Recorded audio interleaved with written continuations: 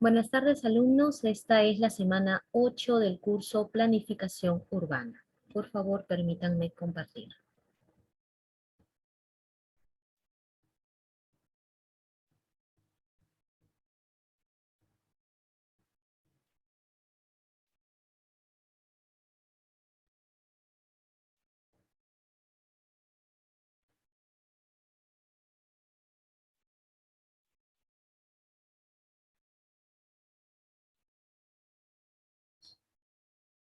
Bien, vamos a hablar de paisajismo. La clase anterior se habló de paisaje, ahora vamos a hablar de paisajismo. ¿Qué significa diseñando con la naturaleza?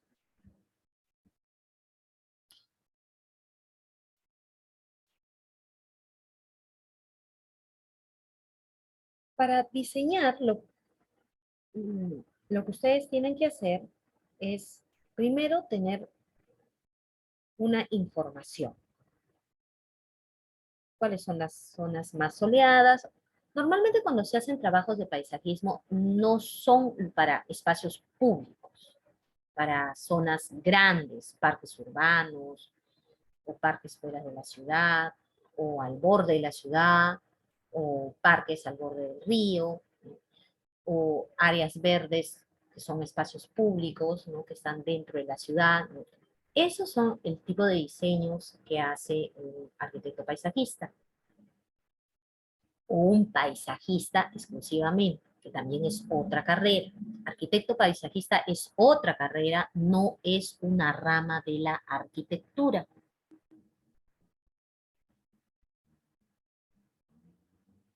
Lo importante es que ustedes tienen que saber cuáles son las zonas donde hay más sol, donde hay más sombra, el tipo de clima que tienen, los riegos y disponibilidad de agua, de dónde van a dotar agua para que la vegetación pueda sobrevivir.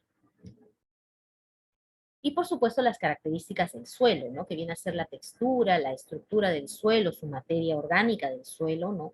El drenaje, ¿no? Cómo drena ese suelo.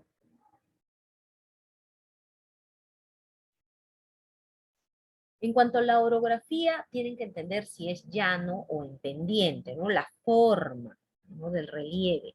Hay que aprovechar el terreno que se tenga. Los factores a tener en cuenta en el movimiento de tierras es respetar vistas y perspectivas del terreno, ver dónde van ubicadas las construcciones para no perder vistas, aprovechar los accidentes topográficos y geodésicos, conservar la capa superficial, evitar las erosiones, evitar que se dañen los ejemplares, o sea, las especies vegetales, estudiar las salidas de las aguas de lluvia y riego, ¿no? O sea, cómo es que el agua va a descargar de esa zona, ¿no? Y tener en cuenta las necesidades de la red de drenaje principalmente y el riego.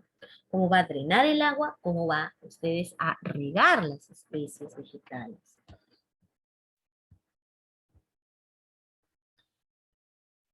Factores y elementos previos de composición.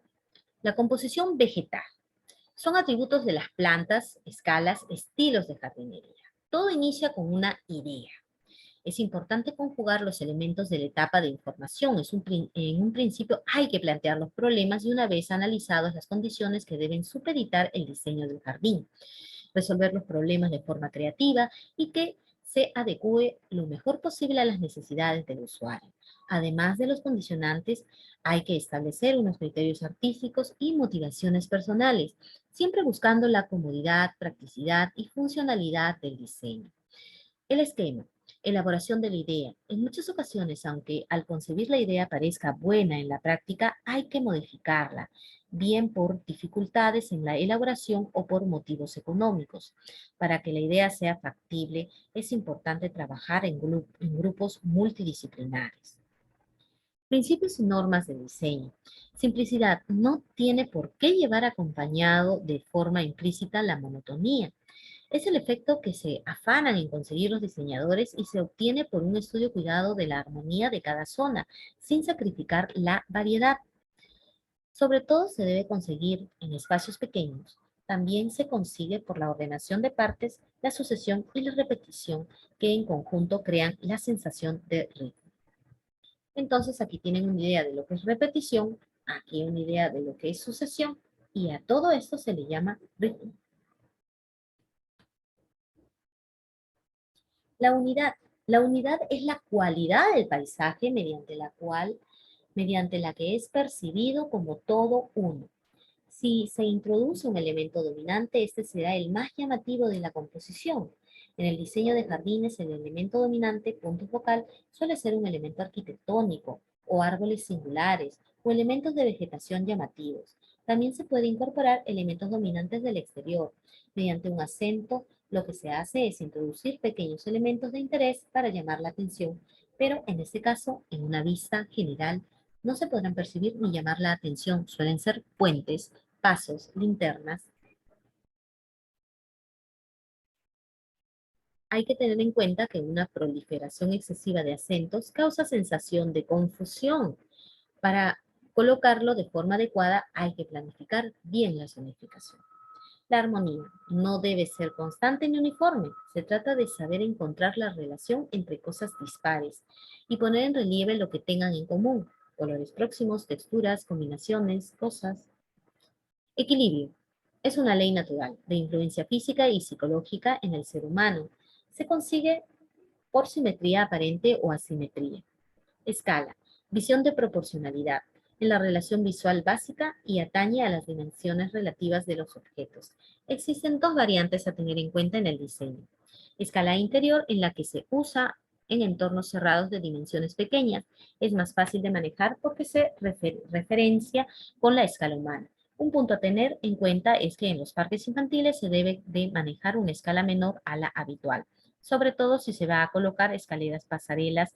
También hay que tener en cuenta a la hora de ubicar objetos que al mirar al frente vemos un tercio hacia abajo y dos tercios hacia arriba. Escala exterior. Los edificios condicionan la escala de árboles, cerramientos, pérgolas. Interés, proporción. Elementos de diseño. Tenemos la composición del entorno, diseños en 3D, zonificaciones atendiendo a la información de la primera parte. Estilo del el diseño es la creación de movimientos dentro del jardín y puntos focales que son muy importantes. También el espacio y la profundidad. Cuando hablamos del espacio es el entorno continente de todos los elementos que hay que coexisten o bien capacidad de terreno, sitio o lugar. El espacio se define por medio de caminos y cerramientos. Repito, el espacio se define por medio de caminos y cerramientos. Cada espacio tiene además su genius loci, que se debe tener en cuenta a la hora de zonificar. Profundidad. Se hace dimensión principal cuando se obliga a mirar a un lugar o movernos en un sentido determinado. Esta sensación se aumenta con los puntos focales colocados en el fondo. La profundidad enfoca un espacio y concentra el interés en él. Las vistas que se crean en un jardín hacen que los espacios parezcan atractivos. Esto se consigue con puntos focales únicos en cada zona. Forma. Se puede referir a la topografía o forma del terreno exterior que condiciona la elección del diseño. Estas formas pueden ser onduladas o angulosas. También se puede referir a la forma y topografía de la parcela. Topografía del terreno exterior, topografía y tamaño de la parcela, forma de los elementos, que son los elementos que componen el jardín. En cuanto a forma, se divide en elementos horizontales y elementos en 3D. Formas en los diseños. En cuanto a las formas que se pueden usar en el diseño, tenemos formas regulares y geométricas, formas irregulares y curvas, proporción.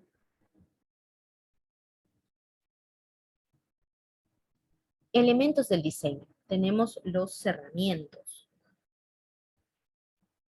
Los cerramientos pueden ser bien fronteras geográficas o elementos que dispongamos como setos, muros, borduras. Se debe tener muy en cuenta la escala a la que se trabaja cuando se eligen los cerramientos, ya que en un jardín pequeño la colocación de un cerramiento alto crea sensación de claustrofobia. Ocurre lo opuesto en fincas muy grandes, cerradas solo por alambres, que son bajos y diáfanos. Usos de cerramiento, tenemos definir las dimensiones del espacio, zonificar el espacio, incluir el exterior, excluir el exterior, determinar las direcciones y profundidad, dar sensación de protección, modificar las condiciones del clima, cerramiento de origen vegetal. Las funciones de los cerramientos vegetales es delimitar, proporcionar aislamiento y sensación de seguridad, climático, viento, ruido, polvo, contaminación, conducción, evitando atajos, canalización de vistas a puntos focales, enlazadores de espacios. También existen tipos de cerramiento, que son los formales, informales y cercados altos.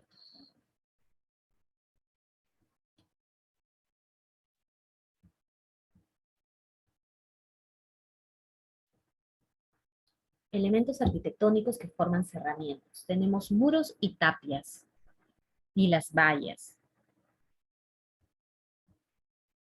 Por ejemplo, aquí tienen estos terramesh, que también son conocidos así, que van controlando el terreno. O también estos que son unos muretes hechos en piedra, que también te sirven como andenería y te van conteniendo el terreno.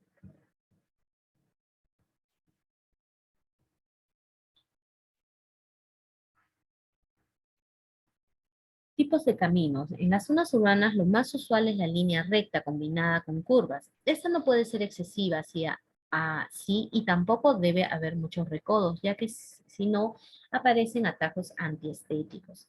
En jardines pequeños el recorrido debe ser perimetral.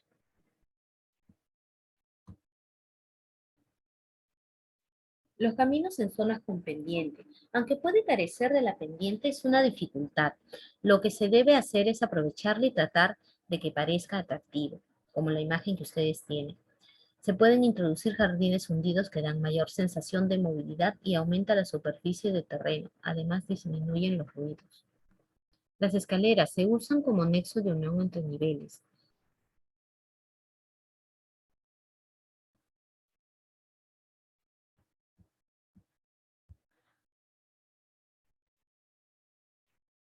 Recomendaciones. En escalones de alturas pequeñas se sube con lentitud. Los escalones deben tener todas la misma huella y contrahuella, y la dimensión. Es preferible usar número de escalones impar. Mejor poner escalones anchos y menor número, así evitamos poner barandillas. La huella debe tener 1% de pendiente para que escurra el agua. Se tiene más de 12 escalones. Se deben hacer descansillos. La fórmula para determinar el tamaño de la huella y la tabica. La pendiente viene dada por el paso. Y por supuesto siempre es bueno utilizar pérgolas o elementos que te den sombra, ¿no? Por ejemplo, la función de la pérgola es función práctica, dar sombra, función estética, te conduce, hay una especie de secretismo, delimitar espacios y definirlos.